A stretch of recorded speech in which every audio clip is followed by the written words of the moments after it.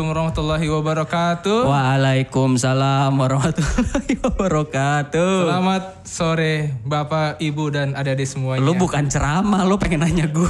Iya kan kita mau lebih formal gitu. Mentang-mentang kita kita gimana gitu. Iya. Lanjut, Oke. Di hari yang berbahagia, agak sedikit turun hujan ini sepertinya. Kita bertemu dan berjumpa, ya sama sih sebenarnya. Di depan saya nih ada salah satu alumni Jerman. Yoi. Jadi kalau bicara Jerman, saya terkenang dengan sosok Siapa? seorang pahlawan bagi saya nih. Tapi memang pahlawan nih, yaitu Bapak almarhum Pak B.J. Habibie. Rahimahullah. Gimana? Teman-teman semuanya, ya di depan saya nih ada seorang alumni dari Jerman. Ya. Oh lupa gue. Saya mau bacain detailnya ya, jadi biar nggak kurang-kurang satu atau dua gitu ya. Iya silakan. Beliau Javan Aktian BA, betul ya Pak Javan? Betul. Beliau alumni dari Hochschule Heilbronn ya. Iya betul. Susah banget saya ngomongnya. Maklum saya nggak bisa bahasa Jerman. Nggak apa-apa. Tapi saya suka Jerman gitu ya. Oh iya. Nah, beliau dari Hochschule Heilbronn dan juga sebagai koordinator program dan internasional partnership di GCC. Betul. Jadi GCC itu German Camp Center. Jadi namanya terkenal. Oh iya. Bukan terkenal, keren juga gitu. Iya. German Camp Center. Oke, guys. Iya, guys yang cewek, guys yang cowok. Apa sih? Gue bingung mau ngomong apa gitu ya. Tapi poin pentingnya teman-teman semuanya, hari ini kita mau ngomong tentang studi kuliah ke Jerman. Betul sekali. Narasumbernya langsung dari alumni Jerman. Nah, mudah-mudahan. jadi gini Bang Javan, sebelumnya saya mau kenalan, nama saya Solihin Budiarso. Iya. Ya itu aja kenalannya. Ya Bukan teman-teman semuanya. Solihun ya. Bukan Solihun. Nah teman-teman semuanya pastinya di sini kan udah kelas 12. Rencana insya Allah juga mau lulus gitu ya. Nah kira-kira mau ke universitas mana? Mau pilih dalam negeri atau ke luar negeri? Nah kalau ke luar negeri kira-kira mau kampus yang mana gitu, Herr Javan? Langsung aja kalau ke luar negeri ke Jerman lah yang paling cocok. Nah Udah, iya gitu. itu. itu versi dari alumni Jerman gitu kan. Betul. Nah jadi teman-teman semuanya sepertinya cocok juga nih menjadikan kuliah ke Jerman sebagai pilihan utama. Ya, jadi Jerman itu juga sebagai pusat pendidikan, ya, pusat perekonomian juga di Uni Eropa dan pusat-pusat kebudayaan dan lain sebagainya. Tapi seperti apa sih kilasan untuk kuliah ke Jerman? Mungkin kita bisa minta dari Herr Javan untuk menceritakan tentang kuliah ke Jerman sedikit aja. Oke. Saya harus mulai dari mana nih? Dari ini aja dulu ya, dari mungkin saya bisa cerita dikit tentang prosesnya ya. Prosesnya dulu untuk kuliah ke Jerman itu seperti apa. Mungkin teman-teman juga apalagi anak-anak milenial gitu ya, zaman sekarang pasti mereka udah information savvy lah. Istilahnya mereka pasti udah cepat banget dapat informasi tentang kuliah ke Jerman. Pasti sumbernya juga dari banyak hal gitu ya. Dari YouTube, dari Google, dari manapun itu.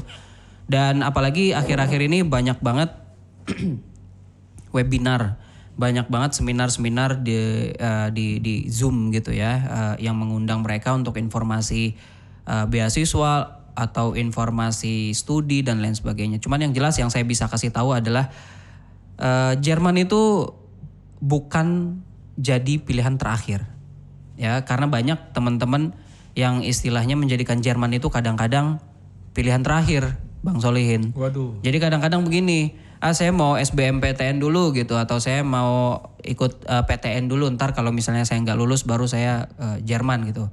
Jangan, karena kalau boleh mau jujur justru Jerman itu harus diutamakan. Karena Jerman itu adalah bukan pilihan yang mudah. Bisa dibilang itu adalah saya nggak bilang susah sih, tapi susah banget gitu. Jadi karena kalau susah gimana ya? Jadi karena emang yang perspektif berpikir itu yang kadang-kadang yang saya mau sedikit hilangkan dulu. Jadi kalau mau ya itu diutamakan karena memang kita harus belajar bahasa Jerman dulu, ya kan? Kita harus mempersiapkan mental terlebih dahulu gitu. Karena kan kalau kita keluar negeri tentunya banyak yang harus dipersiapkan, tidak hanya dari segi akademik aja tapi juga soft skill juga gitu kan. Makanya saya mau cerita di situ dulu. Nah, apa namanya, untuk prosesnya sendiri kalau bisa dibilang sih ya Mang In ya, kalau misalnya bisa dibilang prosesnya sendiri sebetulnya sih memang lebih mudah daripada kuliah di Indonesia sendiri gitu. Karena apa? Karena kalau misalnya di Indonesia sendiri, Mang In tahu nggak kampus favorit yang ada di sini apa aja? Iya, kalau di sini kan biasa kalau anak-anak sebutin UI, UI, ITB, UGM, iya betul. Unpad Ya. dan lain sebagainya. Ya itu kan maksudnya semua orang pasti mau masuk situ kan ya, Mau masuk. banget. Mungkin banyak yang berpikiran juga ya itu mimpi saya gitu, saya mau masuk universitas favorit yang ada di Indonesia. Tapi kan masuknya juga susah ya kan Mang In ya. Iya. Jadi kalau kita tahu kan saingannya setiap tahun itu pasti lebih berapa ratus ribu orang gitu kan dari Sabang sampai Merauke. Nah kalau di Jerman sendiri sebetulnya karena mereka memang sangat terbuka sekali dengan calon mahasiswa asing gitu kan. Makanya mereka memudahkan untuk teman-teman kuliah ke sana dengan cara pertama syaratnya hanya belajar bahasa Jerman dulu dan matematika. Kalau saya ngelihat kurikulumnya juga UN, SBMPTN sama mau masuk PTN yang ada di Jerman itu udah paling mudah PTN yang di Jerman gitu loh. Matematikanya itu udah istilahnya basic banget gitu. Makanya saya bisa bilang seperti itu ya. Tapi prosesnya yang harus dijalankan ya tidak mudah memang. Tapi itu dia, makanya saya bilang jangan sampai pilihan untuk kuliah ke Jerman ini dijadikan pilihan kedua gitu, harus lebih diutamakan. Gitu Mang Iin. Kalau dipikir-pikir dari Herjavan dulu kenapa lebih milih ke Jerman nggak di dalam negeri itu kenapa? Oke. Sebetulnya sih saya juga ada lah keinginan untuk di Indonesia aja gitu. Tapi waktu itu kebetulan banyak dorongan motivasi ya dari lingkungan sekolah saya gitu. Dulu SMA saya di pesantren di Sukabumi. Dulu di sana ada tugas akhir sosiologi itu tentang saya ambil tema study overseas atau kuliah ke luar negeri. Akhirnya saya banyak wawancara teman-teman yang kuliah ke luar negeri gitu, entah itu dari Swedia, Amerika, Jepang dan lain sebagainya. Tapi akhirnya ujung-ujungnya ya yang saya utamakan adalah biaya ya kan. Yang di ujung-ujungnya yang diutamakan adalah biaya gitu. Ngomong-ngomong tadi biaya belum disebutin. Belum, makanya ini saya sebutin. Soalnya kalau biaya-biaya itu paling seneng tuh. Nah, jadi untuk biaya ini ternyata setelah saya bandingkan dengan kuliah di luar negeri misalnya ya, yang lain gitu antara Jepang misalnya atau Korea atau Amerika, ya udah Jerman paling murah dibandingkan bahkan negara tetangga kita sendiri nih, Australia, Singapura, Malaysia. Itu jauh Jerman lebih murah dari 3 negara ini gitu loh. Kalau misalnya boleh dibandingkan, bahkan dengan kuliah di dalam negeri juga seperti itu gitu. Cuman ya memang ya itu dia persiapannya yang memang istilahnya bisa dibilang tidak mudah. Makanya di situ harus ada usaha lebih gitu. Jadi kalau bisa dibilang sih biaya katakanlah kalau di Indonesia berapa sih Mang kira-kira per semester? Biaya Yang sih, negeri aja. kalau kemarin sih ngobrol-ngobrol ada yang 3 juta per semester. 3 juta. Ada yang 6 juta. Di Indonesia tuh? Iya, variasi sih. Variasi. Bahkan ada yang sampai yang swasta ya puluhan juta ada. Ya puluhan juta yang saya tahu swasta banyak. Iya. Ada yang sampai 30 bahkan ya 25 itu banyak. Tapi kalau di Jerman dengan kualitas yang baik gitu ya, dengan kualitas yang standar internasional, saya bayangin Mang Iin. Per semester tiket aja saya cuma bayar 144 euro. Kalau dirupiahin mungkin 2,5 juta gitu ya. Kalau saya nggak pakai semester tiket, saya cuma bayar 79 euro. Berapa tuh jadi? Atau cuma 900 ribu sampai sejuta Murah ya? per semester. Bayangin bedanya.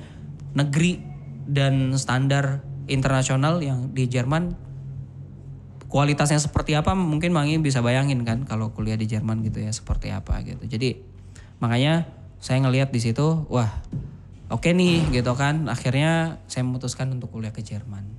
Gitu Mang Iin. Dari segi biaya, kualitas, pengalaman ya. Pengalaman betul. Pengalaman internasional gitu kan. Teman-temannya tuh nggak hanya dari ya ada sih teman-teman orang Indonesia juga, tapi kan pasti kita akan banyak bergaul juga dengan orang Jermannya sendiri. Atau bahkan mungkin orang yang dari negara lain gitu kan, internasional. Saya punya teman itu betul-betul dari benua Afrika ada, dari benua Asia ada, dari benua Eropa ada, dari benua Australia ada gitu. Jadi betul-betul dari semua benua ada temennya. Jadi ngomong-ngomong, Herr Javan nih sebelum masuk ke Universitas di Jerman tuh langkah-langkahnya gimana tuh bisa sampai bisa sampai sana? Oke.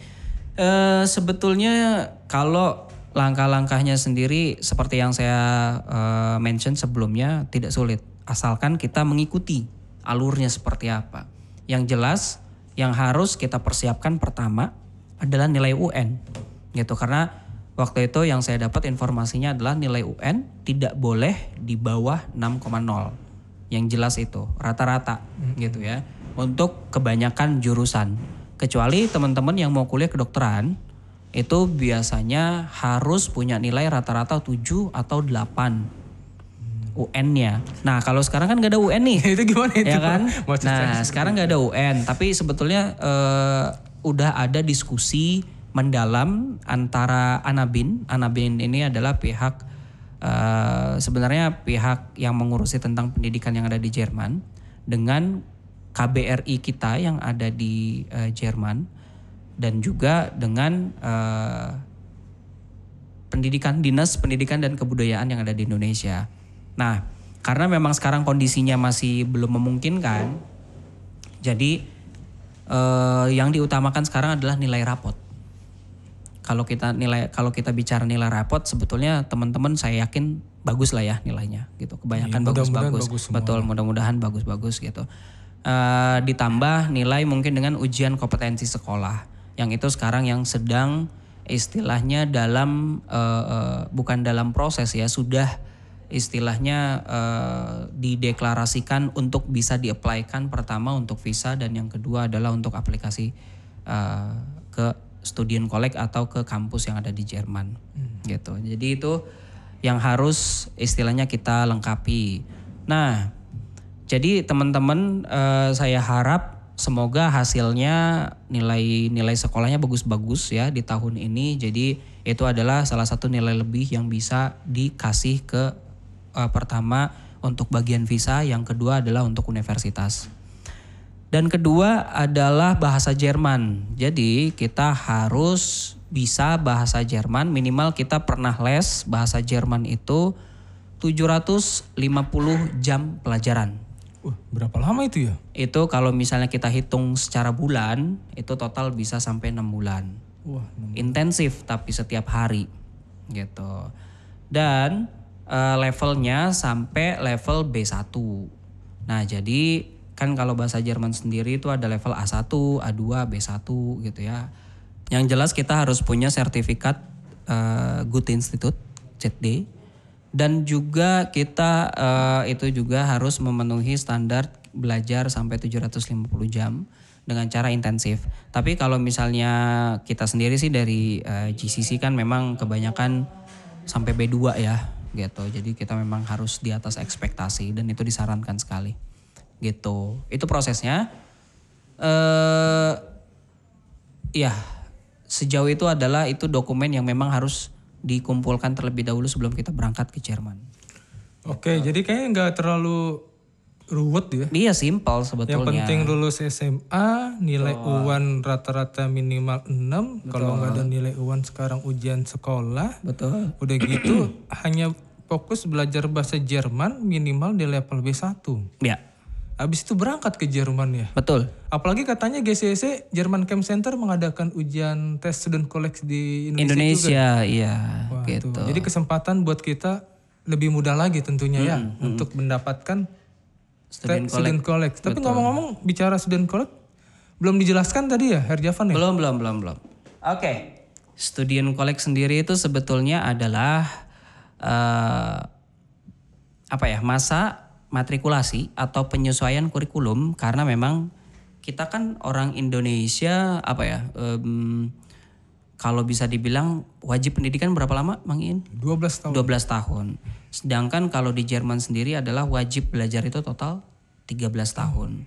Jadi masa student collect ini adalah masa penyesuaian kurikulum di mana kita harus mengikuti sistem pendidikan yang memang sudah berlaku di sana. Gitu. Jadi karena memang semuanya pakai bahasa Jerman, ya kan? Jadi di student collect ini kita disesuaikan pertama selain bahasa adalah apa aja sih yang nanti akan kita pelajari. Kalau misalnya teman-teman yang mau ambil kuliah bisnis atau ekonomi gitu ya, atau apa lagi, pariwisata. Kedokteran? Tunggu kita bahas ini dulu ya, kita bahas ekonomi. Nggak usah buru-buru. Biasanya Bang. anak-anak nafsu tuh kalau kedokteran tuh. Jadi nanti kita bagi soalnya. Nah kalau misalnya teman-teman mau ambil jurusan ini, itu ada bisa student collect-nya masuk W-Course. Nah, W-Course ini adalah khusus untuk teman-teman yang mau ambil jurusan tersebut. Oh, gitu. beda jadi Her ya. Iya, nanti akan kita bagi. Ada pembagiannya adalah bukan kita, maksudnya di Jerman itu sistemnya seperti itu, akan dibagi 4. Oh. Yang pertama untuk teman-teman yang kuliah itu dulu ya. Nah, kemudian ada yang pengen kuliah teknik, gitu kan? Pengen kuliah teknik. Ini biasanya dia dibagi ada pelajaran-pelajaran yang memang harus dipelajari itu. Di student collect-nya ya nggak jauh sih pelajaran-pelajaran SMA gitu, pelajaran-pelajaran fisika, kimia, informatik, matematika gitu, teknik Zeichen, ada namanya TZ, teknik Technische Zeichen. Jadi pelajaran ini adalah untuk desain mesin. Jadi ada gambar mesin, 3D-nya, 4D-nya, 2D-nya gitu. Jadi ngambil perspektif gitu ya. Ada pelajaran seperti itu dan itu harus diambil untuk teman-teman yang mau ambil jurusan teknik apapun itu, elektro, arsitek, teknik mesin, teknik sipil dan lain sebagainya itu harus diambil.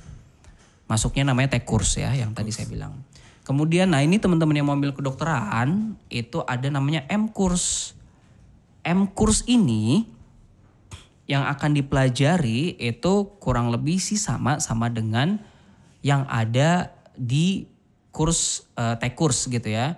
Bedanya hanya di situ ada biologi dan kimia. Jadi kebanyakan akan pelajari itu. Cuma nanti tidak hanya jurusan kedokteran saja, tapi dari M-Course ini bisa juga semua jurusan kesehatan lainnya. Kayak kesehatan masyarakat atau di situ ada manajemen kesehatan, terus juga ada psikologi klinis gitu ya. Bioteknologi dan lain sebagainya itu bisa diambil dari M-Course. Nah, ada satu kurs lagi yang kurang. G-Course ya. G-Course itu untuk teman-teman yang mau ambil jurusan sosial dan bahasa. Jadi ada jurnalistik, ada Jermanistik.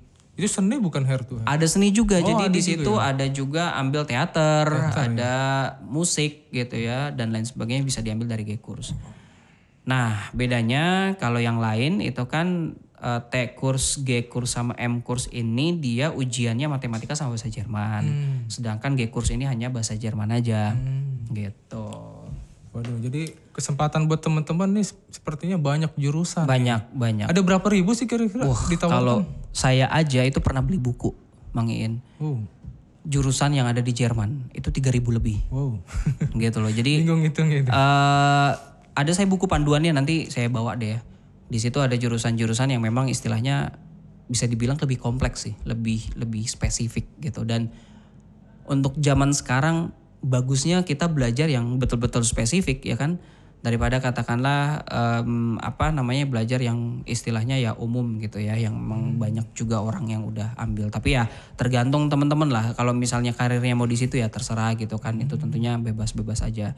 Dan total itu student collect tadi berapa belum saya sebut 2 semester gitu. Jadi ditambah 2 semester terus ditambah nanti kalau udah masuk kuliah itu sekitar 7 semester, 6 sampai 7 berarti total 8 sampai 9 semester. Sama aja sih kayak di Indonesia 4 sampai 4,5 tahun. Betul. Ya nggak jauh beda. Nggak jauh beda. Dan kalau kedokteran juga sama, di sini juga sama lamanya. Total di sini bisa sampai 6 tahun kurang lebih. 6 tahun sampai 13 semester gitu loh, sama aja sebetulnya gitu. Kalau untuk durasinya ya. Tapi ngomong kalau seandainya biaya insya Allah lebih murah di sana ya. Kata. Terus jurusan banyak sekali, ribuan program.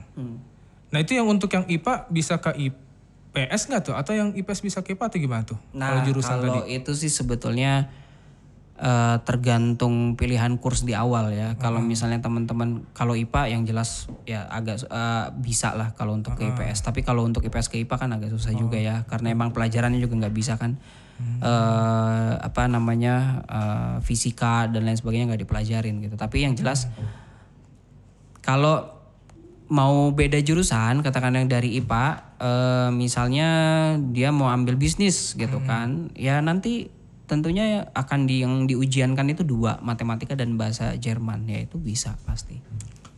Gitu. Berarti tergantung ujiannya aja. Berarti Herjavan kalau bisa saya rangkum berarti ini buat teman-teman semuanya yang nanti mau kuliah ke Jerman cukup mudah. Lulus SMA, nilai U1 minimal 6, punya sertifikat bahasa Jerman minimal B1. Iya. Ikut ujian masuk student college ya Herjavan ya? Betul.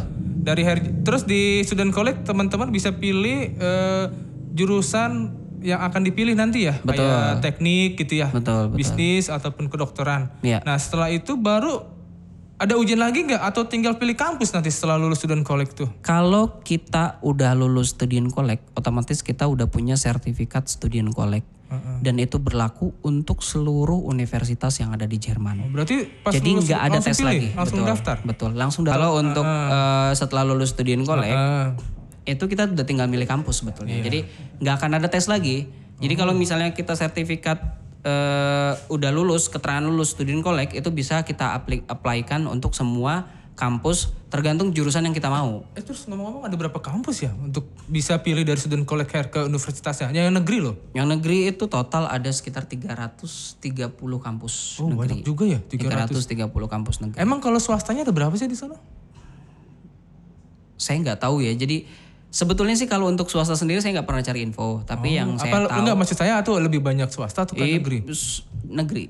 Yang jelas kalau swasta itu di sana agak kurang gimana gitu ya. Ada sih yang bagus yang biasanya memang jurusannya sih nggak ada di negeri, mungkin ada beberapa ya. Misalnya sekarang aja sebenarnya udah kebanyakan jurusan udah ada di negeri, perfilman pun udah ada di negeri gitu loh.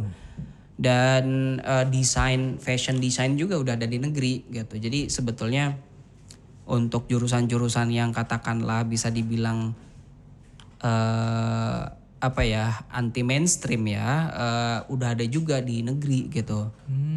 Oke, Mang. Terakhir. Iya, terakhir ada apa pertanyaannya? Ngomong-ngomong tentang kuliah, biaya hidupnya berapa emang di sana? Biaya hidup sebenarnya relatif sih, Mang. Jadi kalau kita bilang sih nggak murah-murah banget, tapi emang wajar. Kalau sebulan itu bisa lah 4 juta sampai 7 juta tergantung kita di kota mana. 4 juta sampai 7 juta? Tergantung kita di kota mana. Kalau misalnya kota besar sih ya jelas mahal. Kayak München, Hamburg, Stuttgart, Frankfurt itu udah pasti mahal. Berarti mah nggak jauh beda teman-teman semua ya. Kalau kita biasa nih di Jakarta, Bandung, Surabaya. Udah termasuk kendaraan, tempat tinggal, asuransi, handphone, makan. Udah semua. Itu kan bisa 4 juta atau 7 juta ya? Iya. Berarti ya nggak jauh beda teman-teman. Jadi mudah-mudahan teman-teman peluang kuliah ke Jerman sekali lagi sebenarnya nggak jauh beda dengan kita kuliah di dalam negeri. Biaya hidupnya juga nggak jauh beda, paling selisihnya 2 atau 3 juta. Biaya kuliahnya sangat terjangkau. Berapa tadi Her? Ya, dari berapa? Tergantung sih, paling mahal aja 8 juta per semester. Paling mahal. Paling murah? Paling murah ada yang sampai 1 juta. Wah teman-teman berangkat. Per semester. Berangkat. Ya. Gitu. Ada ini nggak sih sambil kerja nggak sih di sana? Ada kesempatan tentunya. Tapi ini habis nih. Bang. Udah habis ya? Iya. Oke. Jumpa lagi ya. Jumpa lagi di level berikutnya nih, saya dikejar-kejar. Jumpa lagi. Oke. Dari saya Solihin Budiarso, atau mungkin saya pakai nama panggilan kali ya, Baso, Bang Solihin. Atau Herjavan manggilnya Mang Iin, ya udah Mang Iin aja dah. Oke, terima kasih banyak ke Herjavan atas pengalaman hidupnya kuliah di Jerman, memaparkan sedikit. Itu baru sedikit teman-teman semuanya, Bapak Ibu semuanya ada di semuanya. Nanti lengkap lagi kita Nanti lengkap lagi ya. ke next level. Wah, next level. Kayak Ciki ada nextnya. Oke, dari saya terima kasih banyak. Mohon maaf kata-kata salah. Ya memang banyak salah kata ya. Assalamualaikum warahmatullahi wabarakatuh. Waalaikumsalam. Selamat sore buat teman-teman semua. Itu aja kebalik tuh kata-kata salah. Aduh.